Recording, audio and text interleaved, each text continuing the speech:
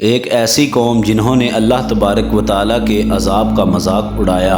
اور اللہ تبارک و تعالیٰ کے عذاب کو ہلکا جانا، تو اللہ تبارک و تعالیٰ نے اس قوم کو دنیا کے لیے عبرت کا نشان بنا دیا اور اللہ تبارک و تعالیٰ نے اس قوم کو صفحہ ہستی سے مٹا دیا۔ یہ قوم ایک ایسے گناہ میں مبتلا تھی کہ جس گناہ کے اندر ہمارے آج کے دور کے بہت سے لوگ مبتلا ہیں۔ پیارے دوستو، یہ بدبخت قوم کون تھی اور انہوں نے کس طرح اللہ تبارک و تعالیٰ کے عذاب کو ہلکا سمجھا اور اللہ تبارک و تعالیٰ کے عذاب کا مذاق اڑایا، تو اللہ تبارک و تعالیٰ نے کس طرح اس قوم کو صفحہ ہستی سے مٹا دیا۔ پیارے دوستو، آج کی اس ویڈیو میں ہم اس قوم کے عبرتناک انجام کے بارے میں جانیں گے۔ بسم اللہ الرحمن الرحیم۔ السلام علیکم ورحمۃ اللہ وبرکاتہ۔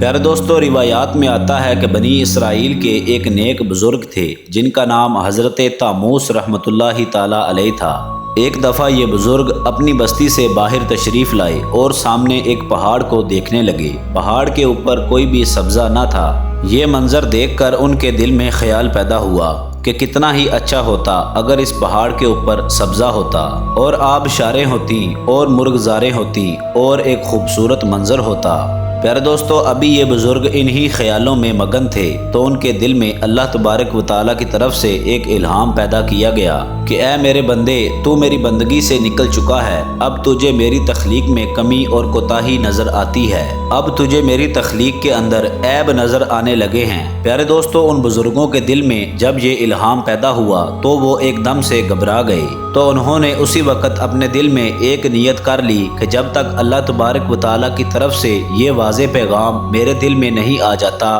کہ اللہ تبارک و تعالیٰ نے میری اس کوتاہی کو معاف کر دیا ہے، میں اس وقت تک اپنے آپ کو سزا دوں گا۔ پیارے دوستو، اللہ تبارک و تعالیٰ کے ولیوں کا شروع سے ہی یہ طریقہ رہا ہے کہ جب بھی ان سے کوئی کوتاہی یا غلطی سرزد ہو جاتی تو وہ اپنے آپ کو سزا دیا کرتے تھے تاکہ اللہ تبارک و تعالیٰ ان کی اس غلطی یا پھر کوتاہی کو معاف فرما دے۔ چنانچہ حضرت طاموس رحمۃ اللہ تعالیٰ علیہ نے اپنے دل میں یہ نیت کر لی کہ جب تک اللہ تبارک و تعالیٰ میری اس غلطی کو معاف نہیں فرما دیتا تب تک نہ ہی میں کھانا کھاؤں گا اور نہ ہی پانی پیوں گا، بلکہ میں بس روزے کی حالت میں رہوں گا۔ لہٰذا حضرت طاموس رحمۃ اللہ تعالیٰ علیہ نے خود کو سزا دینے کے لیے اور اللہ تبارک و تعالیٰ کی بارگاہ سے اپنی غلطی کی معافی مانگنے کے لیے روزے رکھنے شروع کر دیے۔ پیارے دوستو، جب اسی طرح 2-4 دن گزر گئے تو آپ رحمۃ اللہ تعالیٰ علیہ کا گزر ایک بستی سے ہوا جہاں پر کوئی تقریب منعقد کی گئی تھی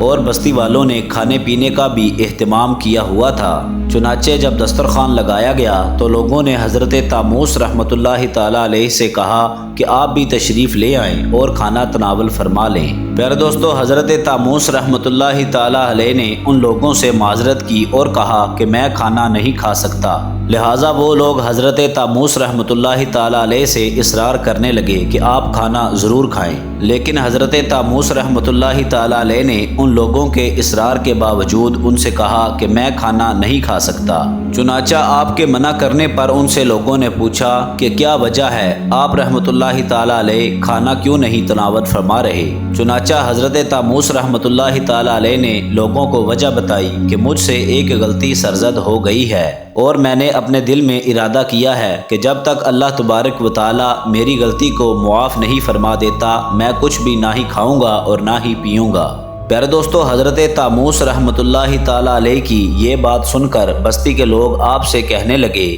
کہ یہ تو کوئی بڑی بات نہیں ہے، ہم سب بستی والے مل کر اللہ تبارک و تعالیٰ کے عذاب کا سامنا کر لیں گے، آپ کھانا تناول فرمائیں۔ چنانچہ اس طرح ان بستی کے لوگوں نے اللہ تبارک و تعالیٰ کے عذاب کا مذاق اڑایا اور اللہ تبارک و تعالیٰ کے عذاب پر طنز کیا۔ چنانچہ جب بستی کے لوگوں نے حضرت طاموس رحمۃ اللہ تعالیٰ علیہ سے کہا کہ ہم لوگ مل کر اللہ تبارک و تعالیٰ کا عذاب بھگت لیں گے، تو اللہ تبارک و تعالیٰ نے فوراً حضرت طاموس رحمۃ اللہ تعالیٰ علیہ کے دل میں یہ الہام پیدا فرمایا کہ اے میرے پیارے بندے، آپ جلدی سے اس بستی سے نکل جاؤ۔ چنانچہ جب حضرت طاموس رحمۃ اللہ تعالیٰ علیہ اس بستی سے باہر نکل گئے تو اللہ تبارک و تعالیٰ کا عذاب اس بستی کے اوپر قہر بن کر نازل ہوا۔ اللہ تبارک و تعالیٰ نے اس تمام بستی کو زمین میں دنسا دیا اور اللہ تبارک و تعالیٰ نے اس تمام بستی کا نام و نشان صفحہ ہستی سے مٹا دیا۔ اور اللہ تبارک و تعالیٰ کے عذاب کو ہلکا جاننے والے اور اللہ تبارک و تعالیٰ کے عذاب کا مذاق اڑانے والے لوگ صفحہ ہستی سے مٹا دیے گئے۔